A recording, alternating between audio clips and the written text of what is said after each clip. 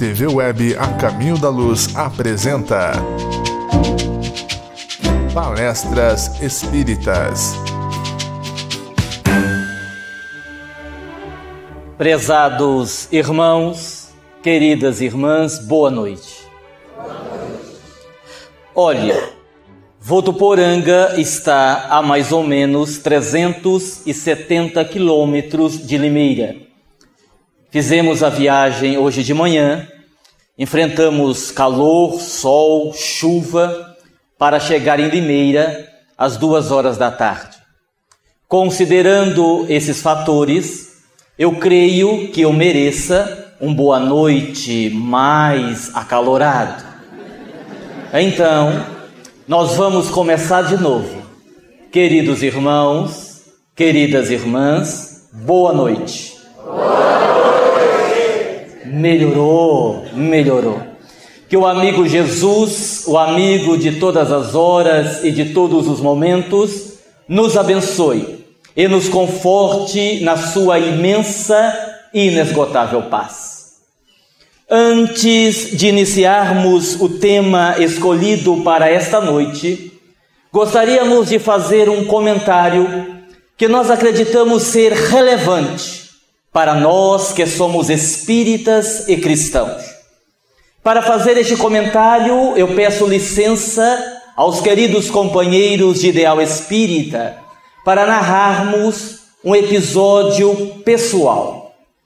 Recentemente, uma jovem senhora da cidade de Campinas ligou-me solicitando o auxílio do espírito Cláudio, que é um espírito que trabalha conosco no campo da mediunidade e é um espírito que realiza tratamentos espirituais, cirurgias espirituais em nossa casa espírita, Caminho de Damasco, na cidade de Votuporanga. Ela me relatou o caso do seu irmão, um homem de meia idade que enfrentava um problema de saúde gravíssimo, estava enfermo, acamado, e sem condições de ir até a cidade de Votuporanga. Solicitava-me ela que eu viesse a Campinas para que o espírito pudesse atendê-lo com a cirurgia espiritual. Eu lhe expliquei que seria impossível por 2 razões. Primeiro, pelos meus compromissos profissionais.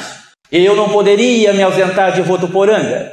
Em segundo lugar, porque o espírito tem o hábito de apenas fazer os tratamentos espirituais na cidade de Votuporanga. Mas ela pediu-me que conversasse com o espírito. Era um caso muito grave. Não havia como levá-lo até Votuporanga. Eu então conversei com o espírito e o espírito aqueceu. Disse que iria. Então esta jovem senhora foi até Votuporanga, pegou-me na minha casa numa quarta-feira às 3 da manhã e nós viemos para Campinas mais ou menos 450 quilômetros. E quando nós chegamos na casa daquele homem, e aqui eu gostaria de abrir um parêntese, porque ainda muita gente pensa que dinheiro é sinônimo de felicidade. Muita gente ainda acredita que o dinheiro pode comprar a felicidade. Quando nós chegamos na casa do homem que estava doente, ficamos apreensivos, porque a casa era imensa, quase meio quarteirão. Havia 4 pisos. Para vocês terem uma ideia, isto é fato verídico, eu usei o banheiro da casa e não pude lavar as mãos, porque a torneira era uma obra de arte tão extravagante que eu não consegui descobrir onde é que eu apertava para sair a água. E eu fiquei com medo de apertar um botão errado e inundar o banheiro. Disse, melhor não lavar aqui dentro, lavo lá fora e sair sem lavar a mão. A casa com 3 piscinas, o homem deitado em sua cama no 4º piso, e depois ele me confessou, faz mais de 1 ano que eu não caminho pela minha própria casa. Para que eu possa ir ao banheiro a 10 metros da minha cama, eu preciso que alguém me leve, porque eu não tenho condições de ir sozinho. E tem gente que ainda acha que o dinheiro pode comprar a felicidade.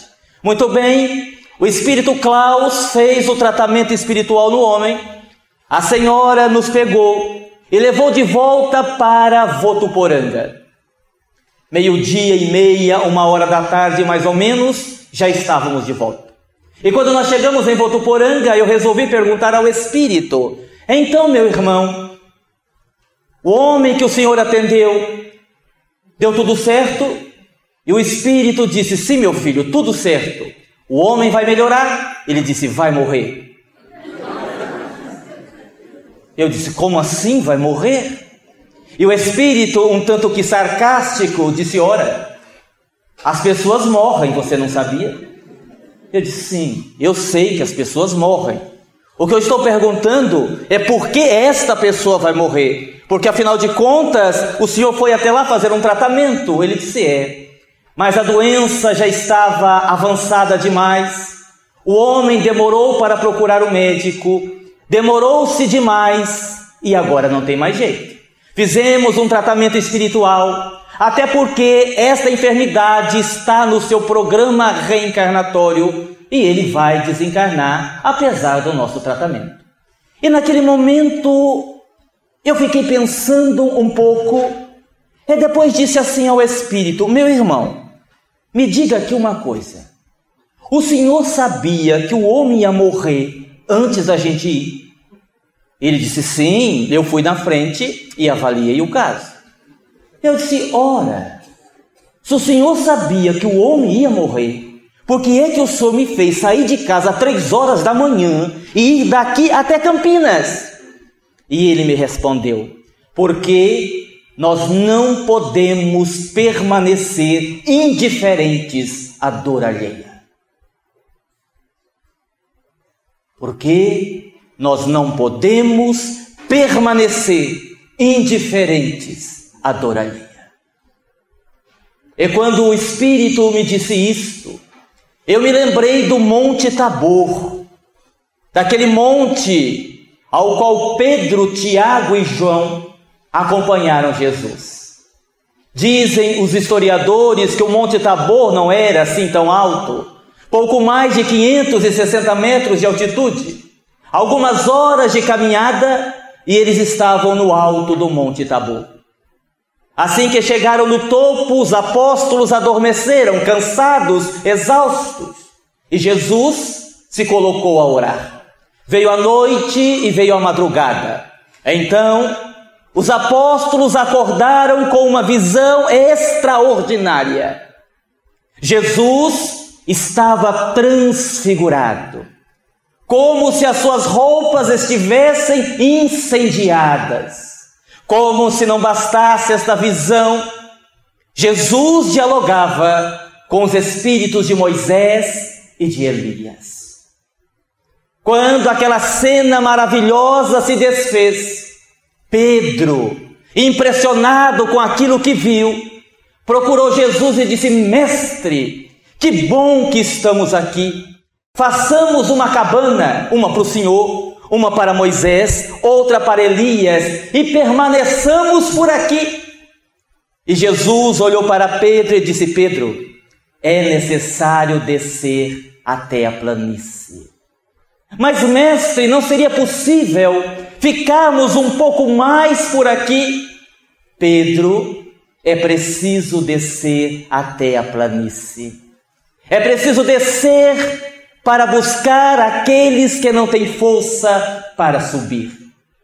Depois do contato com os céus, precisamos descer para o convívio com os homens.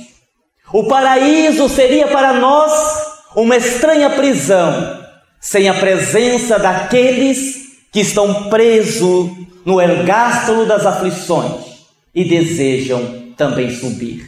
Vamos descer. Pedro, contrariado, não teve outra alternativa e começou a acompanhar Jesus. E à medida que o alto do monte ia ficando para trás, a planície ia se desdobrando e junto com ela as aflições. Naquele exato momento, os apóstolos estavam aflitos. Um deles dizia: afasta-te, Satanás. O outro dizia: sai dele, demônio, mas sem sucesso algum. E o pai, desesperado, corria de um lado para o outro com o filho no braço, porque ele estava tomado por um espírito. Eis que Jesus chega à planície e pergunta: o que se passa?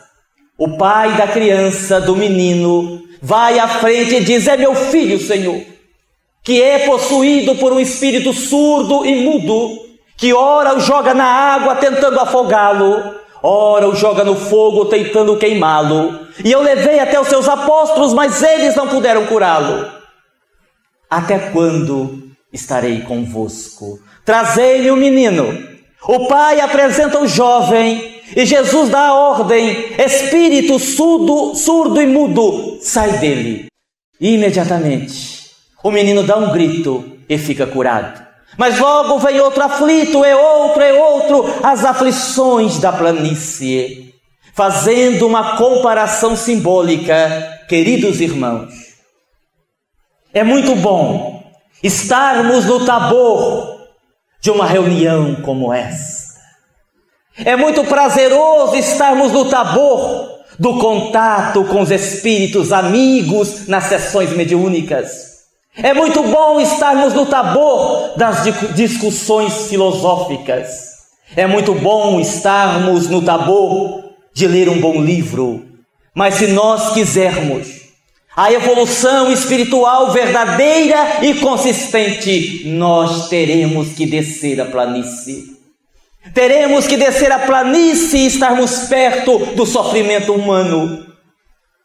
Teremos que deixar o Tabor das discussões filosóficas e tomarmos em nossas mãos uma boa vassoura e um bom rodo para os trabalhos mais simples. Teremos que descer a planície para o encontro doloroso com a nossa própria realidade. Aí eu me lembro do espírito de Inácio Ferreira, que certa vez fez uma colocação extraordinária, dizendo assim: grande parte dos espíritas cristãos são fanáticos religiosos.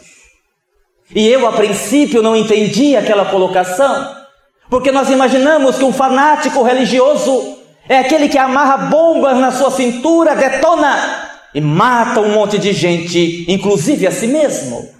Mas o Espírito depois define o que seria o fanático religioso, e ele diz assim: fanático religioso é aquele que aceita Deus como Pai e não aceita o próximo como seu irmão.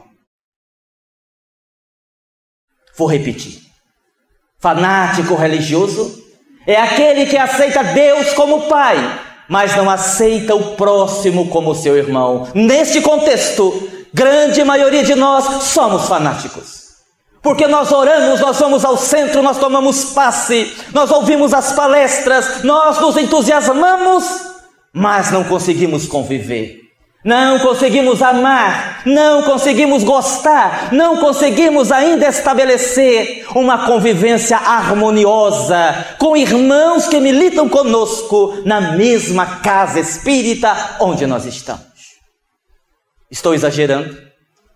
Não. E o culpado disso não são os obsessores, somos nós. Eu me lembro que recentemente um senhor nos procurou e disse: Aguinaldo, eu preciso da sua ajuda, porque a minha esposa, a minha mulher, ela está sofrendo o assédio, a perturbação de um espírito terrível. A obsessão, a perturbação espiritual é tão grave que ela quer abandonar o lar. Imagine o senhor, um casamento sólido, 4 filhos, e esta influência espiritual é tão tenaz que ela quer abandonar-me. O senhor pode ajudá-la? E eu disse: onde está sua esposa? Ah, não veio. O senhor, por favor, tente trazê-la para falar comigo, quem sabe eu posso ajudá-la. Alguns dias se passaram e o homem voltou: Aguinaldo, eu trouxe a minha esposa, ela está aí, mas olha, cuidado, hein, que o espírito, e ele usou essa expressão, é coisa feia. Se o senhor não tiver uma boa equipe espiritual, o senhor não vai dar conta, porque a coisa é feia. Eu digo, não, meu irmão, fique tranquilo, aqui nós damos conta. A mulher entrou, eu já fiquei procurando o obsessor, engraçado, não vi nenhum. Ela se sentou e disse, Aguinaldo, muito obrigado por ter me recebido, mas eu creio que essa nossa conversa é inútil. Sim, de fato, eu tenho um obsessor, meu marido. 20 anos de casamento, ele não me respeita, ele não me ama, ele tem amantes, inclusive me agride fisicamente. Eu sempre suportei essa situação em nome dos meus filhos, que eram pequenos, mas agora meus filhos cresceram. São jovens, têm a vida deles e eu acho que eu tenho o direito de ser feliz. Sim, quero me separar. Mas não porque sofro o assédio de um espírito perturbador, porque eu quero a minha liberdade. O obsessor é ele. Muito obrigado. E saiu. O marido entrou. Então, Aguinaldo, conversou com ela. Ele disse, sim, conversei. Você viu o obsessor? Eu digo, de certa forma, sim. É feio, não é? Ele disse, então, o que é que o senhor me diz? Eu digo, olha, meu irmão, se eu fosse o senhor, arrumava sua mala e voltava para a casa de sua mãe. Aguinaldo, você não fez nada daquilo que eu lhe pedi. Eu disse, não, ao contrário, eu fiz exatamente o que o senhor me pediu, porque o senhor chegou aqui e disse assim, por favor, afaste esse obsessor da minha mulher. E é exatamente isso que eu estou fazendo. No Evangelho de Mateus, agora sim adentrando ao tema central da nossa palestra, no Evangelho de Mateus, no capítulo 14, entre os versículos 22 e 33, nós vamos encontrar uma passagem evangélica muito interessante. Diz o evangelista que Jesus, enquanto se despedia do povo, pediu que os seus apóstolos tomassem um pequeno barco e adentrassem em alto mar. E ele, o Cristo, permaneceu sozinho a se despedir do povo. Quando terminou, Jesus subiu um monte para orar e ali permaneceu. Enquanto isso, o pequeno barco onde estavam os apóstolos era violentamente açoitado pelas ondas, porque o barco estava contra o vento. Jesus, a altas horas da madrugada, desceu do monte e decidiu ir até onde estavam os apóstolos. Para isso, passou a caminhar sobre as águas. Quando os apóstolos viram em alto mar um vulto se aproximando, naturalmente se assustaram. Pensaram tratar-se de um fantasma. Foi quando Jesus disse-lhes, acalmai-vos, tranquilizai-vos, sou eu, Jesus. Simão Pedro levantou-se do barco e disse, se és mesmo tu, dá ordem para que eu também desça do barco, caminhe sobre as águas e vá ao teu encontro. E Jesus então diz ao apóstolo, vem Simão. Simão desceu do barco e passou a caminhar sobre as águas, indo ao encontro de Jesus. Mas narra o evangelista que quando Pedro se aproximava de Jesus, veio um vento mais forte. Ele sentiu medo, e no que sentiu medo, afundou nas águas e começou a se afogar. Jesus estendeu-lhe as mãos e disse, ó homem de pouca fé, por que duvidaste? E retirou o apóstolo das águas. E esta é a passagem evangélica, retrata a nossa situação. Na verdade, simbolicamente falando, todos nós estamos reencarnados para fazermos a mesma caminhada que Simão Pedro fez para nos encontrarmos com Jesus. A finalidade precípua da nossa reencarnação é nos encontrarmos com Cristo.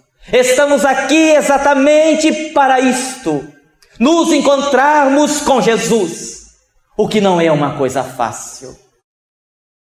Outro dia, quando eu perguntava aos espíritos como é esta questão das dimensões espirituais, porque nós sabemos que fora do plano material existem as dimensões espirituais. E eu perguntava aos espíritos, mas estas dimensões espirituais estão perto ou estão longe? Se eu, por exemplo, estiver numa dimensão de sofrimento e quero ir para uma dimensão espiritual melhor, ela está distante ou está próxima? E os espíritos explicaram assim: ela está perto e ao mesmo tempo está longe. Porque é uma questão de padrão vibratório. É uma distância vibratória, não é geográfica. E aí o Espírito me deu exemplo. Imagine 3 pessoas morando debaixo do mesmo teto. A esposa, o marido e o filho. A esposa é boa, caridosa, cristã, religiosa. O marido é materialista, não acredita em Deus, não tem religião. E o filho é um jovem que está em depressão profunda. E aí o Espírito explicou: é uma situação, meu filho, que eles estão ao mesmo tempo perto e longe. Porque se você considerar o material, eles estão perto, moram debaixo do mesmo teto. O que os separa são alguns metros. No entanto, se você classificá-los em padrões vibratórios, eles estão a quilômetros de distância. Com base nessa linha de raciocínio, eu perguntei aos espíritos: e nós estamos longe ou perto do Cristo? O que vocês acham? Perto ou longe? Ele deu a mesma explicação. Ele disse: olha, vocês estão perto, mas ao mesmo tempo estão longe. Eu disse: mas como assim? Ele disse: veja lá, preste atenção. Onde que está o reino de Deus? Onde é que está? Jesus disse: onde? O reino de Deus está dentro de vós, perto. Mas para chegar a este reino eu preciso do conhecimento de si mesmo, da viagem interior. Está perto ou longe? Longe. Ao mesmo tempo que está perto, porque é dentro, está longe, porque geralmente nós não viajamos para dentro de nós mesmos. Sendo assim, queridos irmãos, é preciso que levantemos do barco do sofá da nossa sala. É preciso que levantemos do sofá do comodismo, da inércia, da ociosidade, e decidamos caminhar ao encontro de Jesus. Detalhe: de todos os apóstolos que estavam no barco, apenas Pedro decidiu caminhar. Isto significa que a sua caminhada,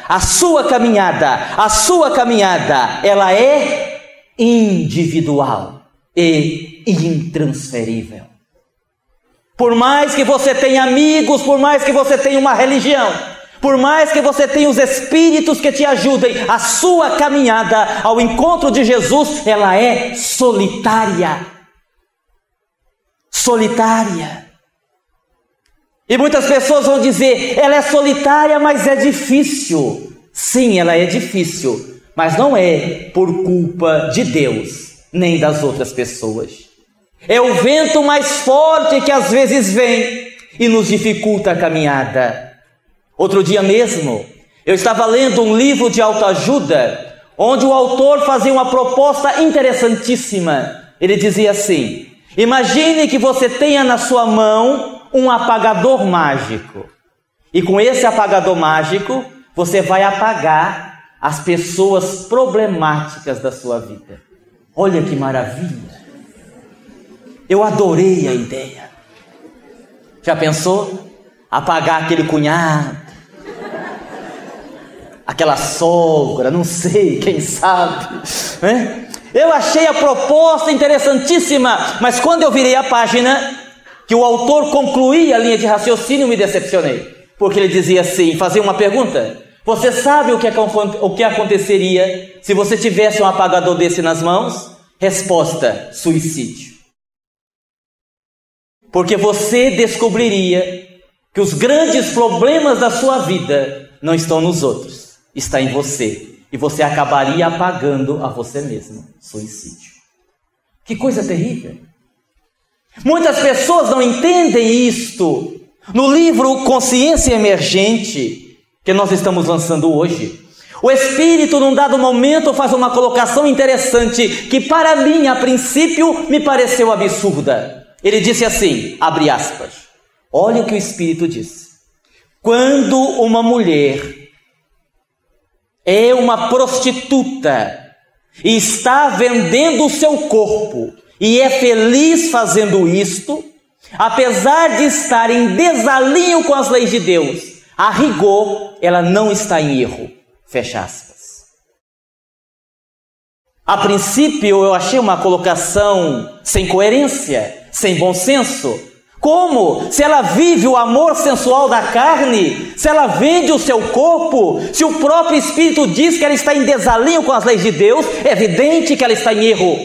Mas aí eu me lembrei de uma senhora que outro dia conversava comigo, de 80 anos, e ela me dizia assim, Aguinaldo, apesar da minha idade avançada, eu tenho uma saúde de ferro. O meu único problema é esta dor que eu tenho no meu joelho direito. E eu, tentando consolá-la, disse, minha irmã, mas isso daí também deve ser coisa da idade. A senhora não é mais uma adolescente, com 80 anos, esta dor no joelho direito deve ser coisa da idade. E ela me olhou muito séria. Ela disse, senhor Aguinaldo, não diga uma bobagem dessa. Fique o senhor sabendo que o meu joelho esquerdo tem a mesma idade do direito e não dói.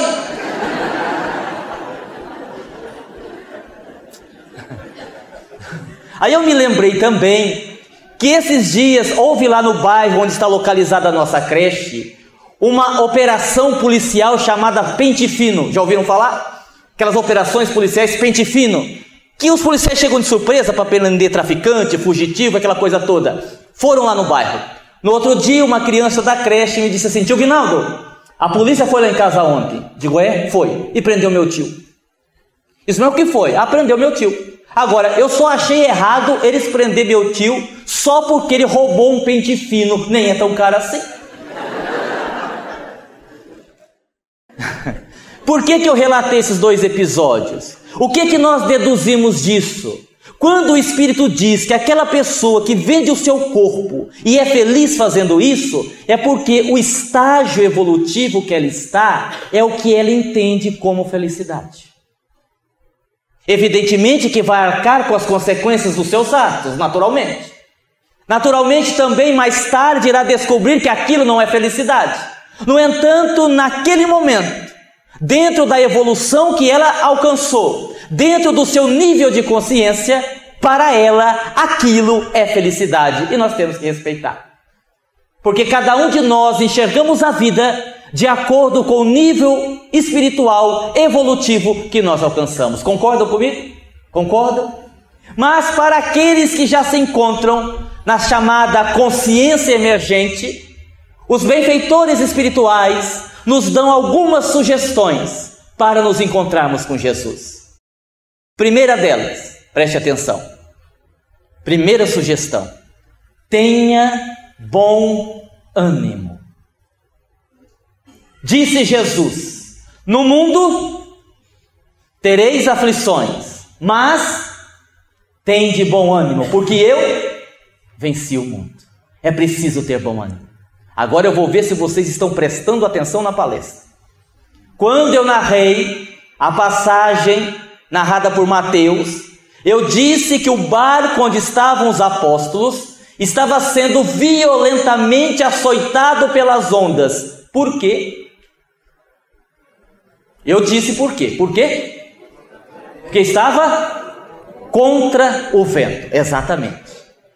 Para nós, queridos irmãos, que vivemos num mundo de provas e expiações como a terra, caminhar ao encontro de Jesus é como caminhar contra o vento.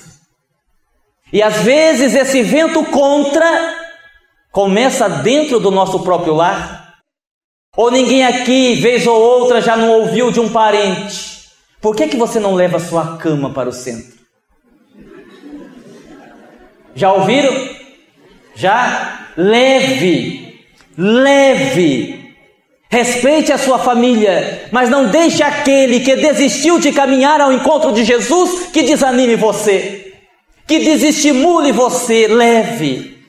Nós vivemos num mundo materialista, nós vivemos num mundo imediatista. Isso significa que aquele que caminha ao encontro de Jesus é tido como louco. Ora, nós vivemos num mundo, num país, onde quando uma pessoa encontra uma importância em dinheiro e devolve para o dono, ela vira manchete do Jornal Nacional. Por quê? Porque não é normal ser honesto. Nós vivemos num país onde quando uma moça bonita coloca uma mini saia e vai na faculdade, vira celebridade.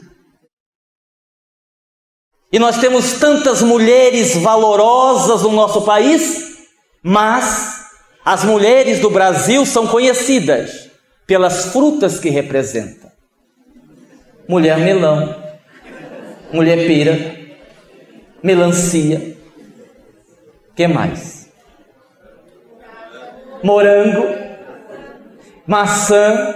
E aqui nós não estamos fazendo um discurso moralista. O Brasil, por exemplo, é recordista mundial em cirurgia plástica. Nós só perdemos para os Estados Unidos. Talvez isso queira dizer que nós valorizamos muito mais a matéria do que o espírito. Daí é difícil ser cristão num mundo assim. Eu outro dia ouvi o programa de rádio, quando o locutor disse assim: agora nós vamos tocar a música mais pedida da semana. E eu logo pensei, deve ser uma do Roberto Carlos. Apesar de não ser da minha época, eu já sou do som da Xuxa. E ele colocou a música, meus irmãos. Quando eu ouvi a música, eu pensei assim, em protesto, eu vou cantar esta música em Limeira. A música tem uma letra muito difícil e eu vou tentar me lembrar em protesto, porque a letra é mais ou menos assim: e põe a mão na cabeça, que a dança vai começar. O rebolation, o rebolation. E acabou a música. Eu digo, meu Deus, não é possível que os nossos jovens estão gostando disso. E aí ele então disse, agora eu vou tocar a segunda música mais pedida. Eu pensei, agora é do Roberto, não é possível. E ele tocou, só as cachorras, tum, tum, tum, tum. Este é o mundo que nós vivemos ainda. Então não é fácil num mundo como este você ser honesto, você ser bom, você perdoar, você compreender, você dar a outra face. Logo vão dizer, é um tolo, é um bobo, é um ingênuo. Não, ele é cristão. Ele está tentando alcançar Jesus. Exatamente isso. Agora, a culpa não é da mídia, não é da TV, é nossa. Em relação aos nossos filhos, principalmente, que são pequenos, a responsabilidade é nossa. Outro dia uma senhora conversava comigo e me dizia, Aguinaldo, eu não sei o que eu faço com a minha filha, porque ela só sabe ouvir música que tem duplo sentido. Isso é culpa da televisão. Eu, de maneira alguma, isso é culpa da senhora, que não sabe educar sua filha. Porque música que tenha duplo sentido nós sempre tivemos. Até música infantil. Não tem aquela música, que é da época de vocês, não minha, que diz assim, atirei um pau no gato, olha aí, violência, atirou o pau no gato, mas o gato não morreu, quer dizer, era para matar. Vejam que é uma atitude de violência plena, atirei o pau no gato, ele não morreu. Música infantil que estimula a violência. E aí a música continua e diz assim, Dona Chica admirou-se. Essa Dona Chica também, vou falar um negócio, hein? Ela admirou, também não fez nada para salvar o gato. Querem ver outra? Marcha soldado, cabeça de papel. O que é isso? Bullying. Bullying. Se não marchar direito, vai preso no quartel. Aí diz assim, quartel pegou fogo, salve, salve. Você pensa, é o soldado, a bandeira nacional.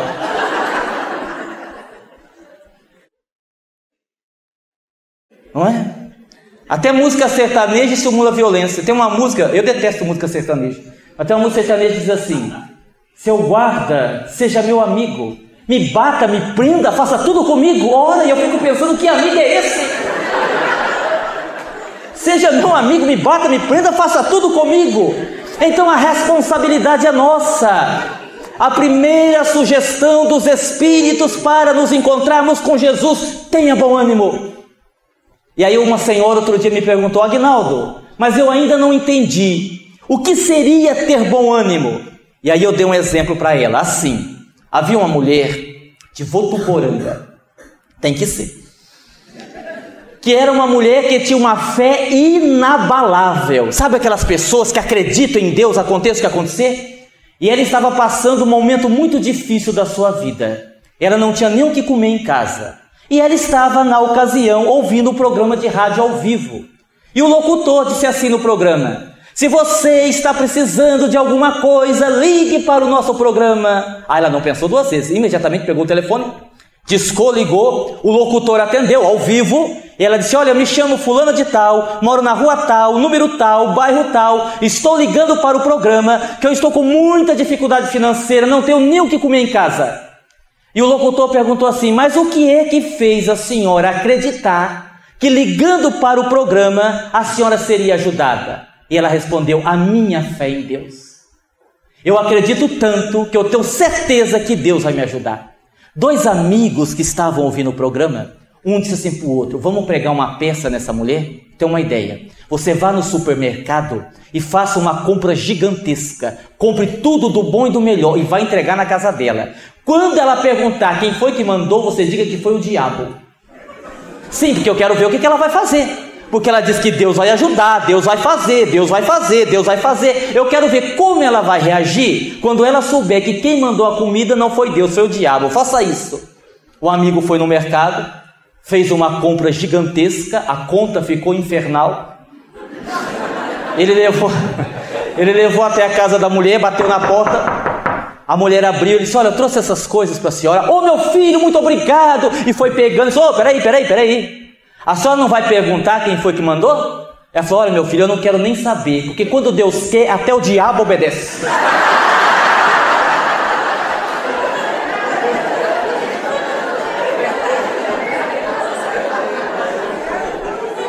E isso é ter bom ânimo.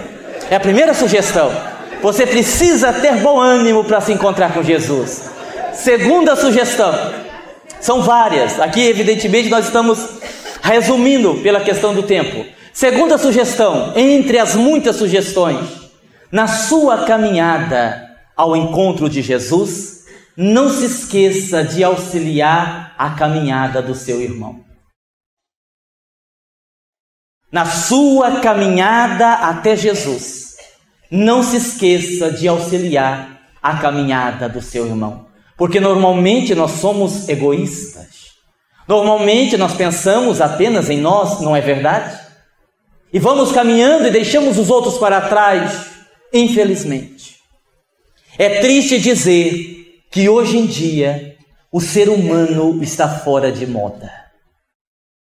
Nós somos capazes de recolher um animal abandonado na rua. Que bom!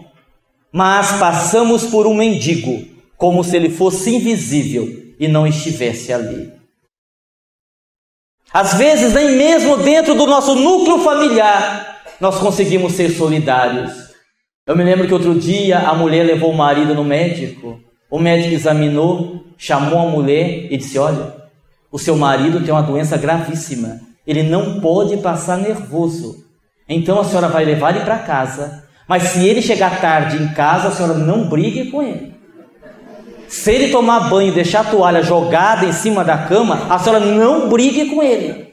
Se ele de domingo à tarde querer ver o futebol, a senhora não brigue com ele. A senhora entendeu? Ele disse: entendi, doutor. Eles subiram no carro, estavam indo embora. O marido perguntou: então, meu bem, o que é que o médico disse? Ah, ele disse que você vai morrer.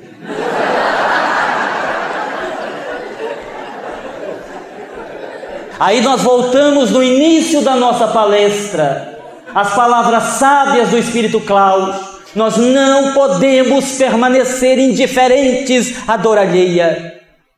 Agora, no nosso último Natal, os Espíritos me disseram assim: meu filho, nós queremos lhe pedir uma coisa. Nós queremos que você faça uma sessão mediúnica no dia 24 de dezembro.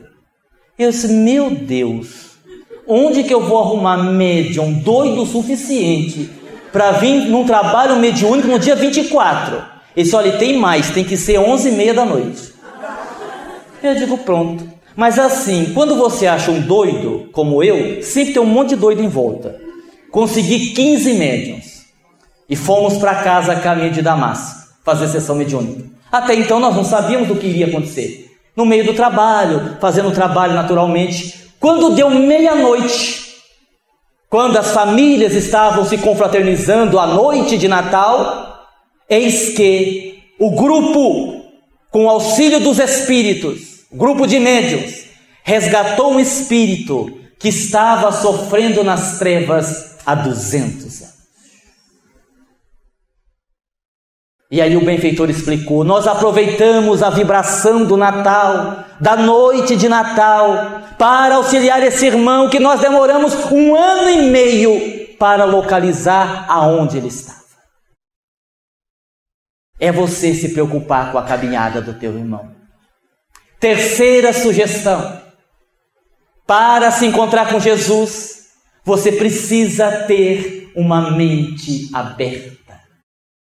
Que numa boa tradução seria a fé inabalável, aquela capaz de encarar a razão face a face, em qualquer época da humanidade, como asseverou Allan Kardec. É preciso ter uma mente aberta, e eu sempre que cito esse ponto, eu digo uma coisa que eu acho essencial. Nós espíritas precisamos reler as obras de André Luiz. Porque nós lemos, mas parece que não entendemos. Outro dia, uma senhora me ligou e disse assim: seu Aguinaldo, eu li o livro A Hora da Verdade. O livro A Hora da Verdade é um livro escrito pelo Espírito Klaus. E num dado momento do livro, ele narra a situação de um espírito que está desencarnado, mas que no plano espiritual está sofrendo fisicamente. Fisicamente, entre aspas. E ela me ligou e disse: seu Aguinaldo, isso aqui é um absurdo o que esse espírito está dizendo aqui. Porque desencarnar é a gente ir para uma região de paz, de alegria, de felicidade, de volitar para cá, de volitar para lá. Não é nada disso de sofrimento, ainda sofrimento físico, isso não existe. A gente só vai volitar, o negócio dela era volitar. Pois é, minha irmã, mas é assim, não, isso é um absurdo. E aí o Espírito Klaus explicou assim: olha, para nós espíritos comuns, desencarnar significa sair do térreo de um edifício e ir para o primeiro andar. Não muda quase nada, é a mesma coisa. E diga para a mulher que se ela for para o primeiro andar, desce por satisfeita, porque pela vida que ela teve era para descer para a garagem.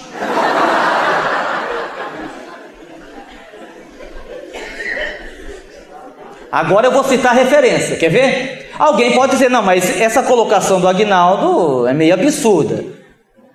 No livro Nosso Lar, no capítulo 28, Nosso Lar, foi psicografado por Chico Xavier em 1943. 1943. Veja bem, no livro Nosso Lar, no capítulo 28, Tobias, um enfermeiro, está preocupado, porque vão chegar 29 espíritos que estão vindo do umbral e vão ser hospitalizados e não tem onde pôr, não cabe mais maca ali. E André Luiz se oferece para ajudar. E aí André Luiz diz assim: nós passamos a movimentar um material pesado pelo pavilhão. Vou repetir: nós passamos a movimentar um material pesado pelo pavilhão. O que eles fizeram, gente? O que vocês entendem disso? Eles arrastaram móveis. Eles arrastaram móveis, porque a gente pensa assim: não, o espírito concentra, voa para cá, voa para lá. Não, André Luiz está dizendo que eles arrastaram móveis. Em seguida, André Luiz diz assim: apesar da fadiga dos braços, eu estava jubiloso. Então esse mundo espiritual que nos espera não é tão espiritual assim. Pelo menos para a dimensão que nós vamos. Com exceção, é claro, dos votuporanguenses e dos limeirenses, evidentemente. Perceberam como que é? Eu estava outro dia realizando uma palestra e eu estava na ocasião falando de obsessão complexa. Para quem gosta do tema, nós temos um DVD ali de 2h30 só falando de obsessão complexa. E na ocasião, eu estava narrando sobre aqueles espíritos que são os líderes da maldade organizada. Aqueles espíritos que são combatentes do Cristo há milênios. Muitos deles espíritos degradados de outros mundos que estão na Terra e ainda sonham em dominar a Terra. E estes espíritos se auto-intitulam, eu não sei se vocês já leram a respeito. Se não leram, tem vários livros que falam. Eles se auto-intitulam de dragões, por causa do poder, né? Dragão, uma coisa de poder. E eu citei isso. Uma senhora levantou-se e disse assim: olha só, Gnaldo, eu acho que o senhor devia ser mais caridoso e não dar um apelido feio desse para os nossos irmãozinhos obsessor. Aí tem mais, eu não gosto de ler livro que fala da treva, porque livro que fala da treva atrai a treva. Aí eu não aguentei, faltei com caridade. Eu disse: bom, minha irmã, se a senhora não gosta de treva, a senhora não deve olhar no espelho. Uma recomendação. Sim, porque quando a gente diz isso, a gente se coloca como se nós fôssemos luzes. Aí eu não quero ter contato com isso, que isso é treva. E você é o quê? Luz. Me desculpem, mas os missionários sobre a face da terra dá para se contar no dedo. Se for médium, orador e dirigente, está pior ainda. Nós só estamos trabalhando na seara do Cristo, não é porque somos bons, não. É graças à misericórdia divina. Tem gente que não gosta, mas que é. Aí, eu me lembrei, no diálogo com essa mulher, do livro Libertação. Lembram do livro Libertação? André Luiz, referência. Nós temos que voltar a estudar André Luiz, referência. O livro Libertação foi psicografado no ano de 1949. Olha quantos anos faz. Num dado momento, leiam lá, podem ler. Num dado momento, André Luiz e o instrutor Gúbio vão até uma cidade chamada Cidade Estranha, comandada por um espírito chamado Gregório. E esse espírito domina aquela cidade. E o instrutor Gúbio vai até Gregório e diz assim: Gregório, nós viemos te resgatar, nós viemos te buscar em nome da sua mãe Matilde. Matilde pediu que nós viéssemos aqui te resgatar. E Gregório diz assim, 1949, livro Libertação: eu e minha mãe estamos divorciados, porque ela segue a Jesus e eu sigo aos dragões. Por isso nós precisamos ter uma mente aberta. É a fé raciocinada que falava Allan Kardec.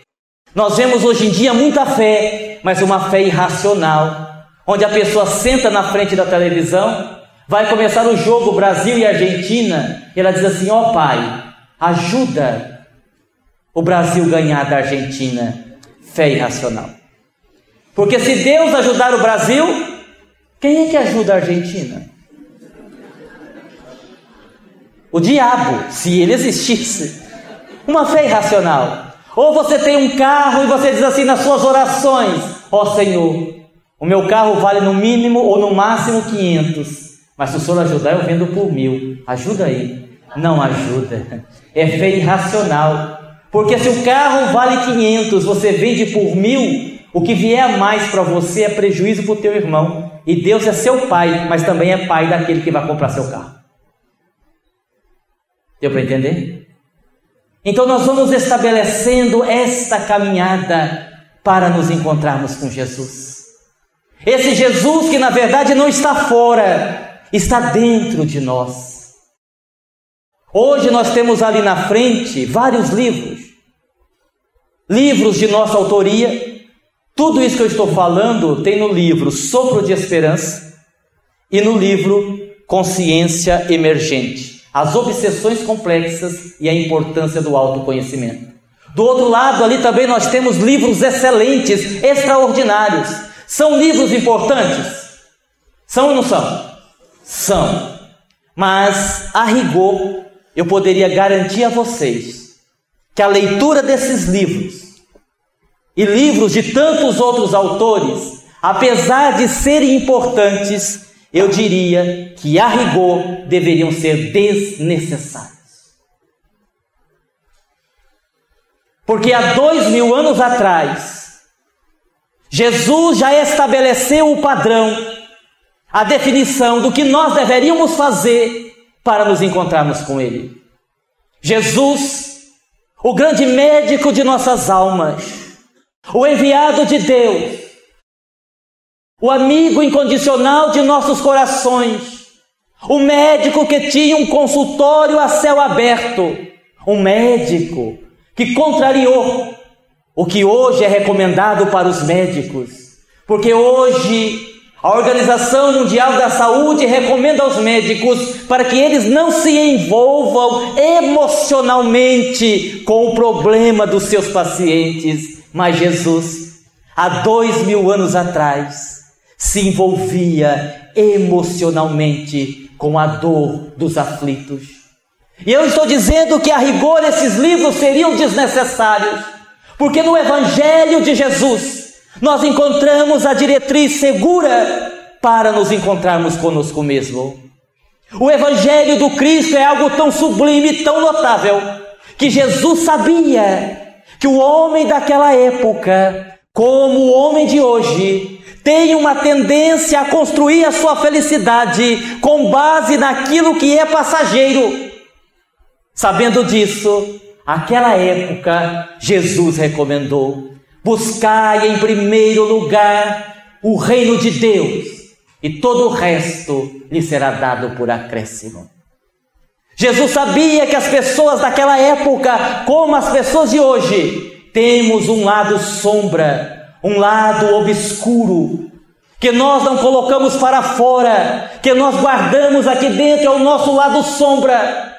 E por causa disso nós projetamos nos outros as mazelas que nós temos em nós. Sabendo disso, Jesus afirmou: hipócritas, tirai primeiro a trave do vosso olho, para que depois podeis tirar o argueiro do olho do teu irmão.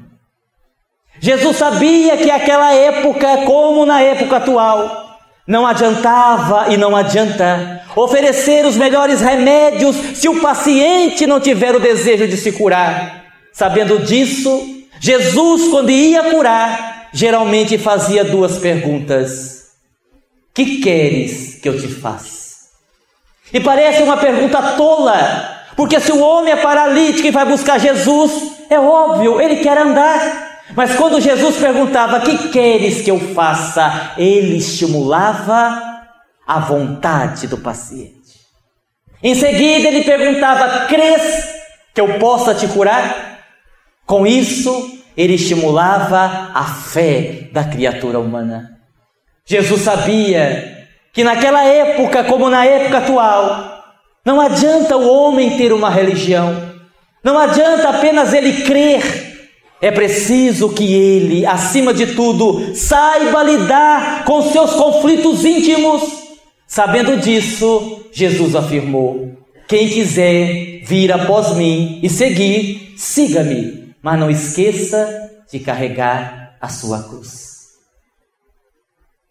Para encerrar, faço aqui duas observações. Primeira: quando vocês morrerem, vocês acham que as pessoas vão chorar? Sim ou não? Sim ou não? Sim. Isso é bom ou isso é ruim? É bom ou ruim? Bom. Sinal que você vai fazer falta, não é mesmo?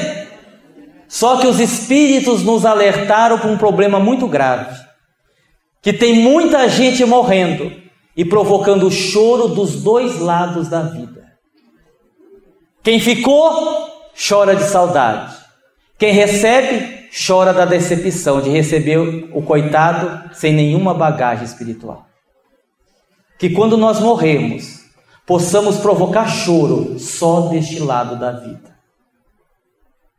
Para encerrar, é possível que nesta caminhada ao encontro de Jesus venha um vento mais forte de um problema financeiro, um vento mais forte de uma doença, um vento mais forte de um problema familiar, e pode até ser que você afunde no mar do desespero.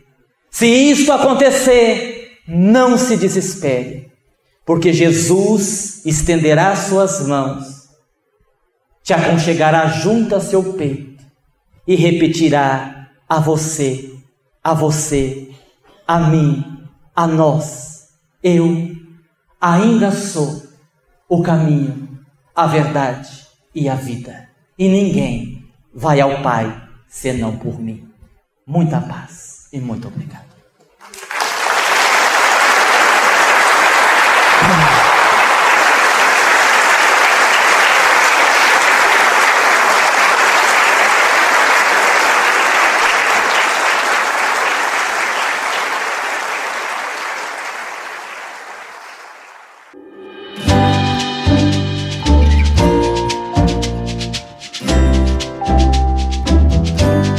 A TV Web A Caminho da Luz apresentou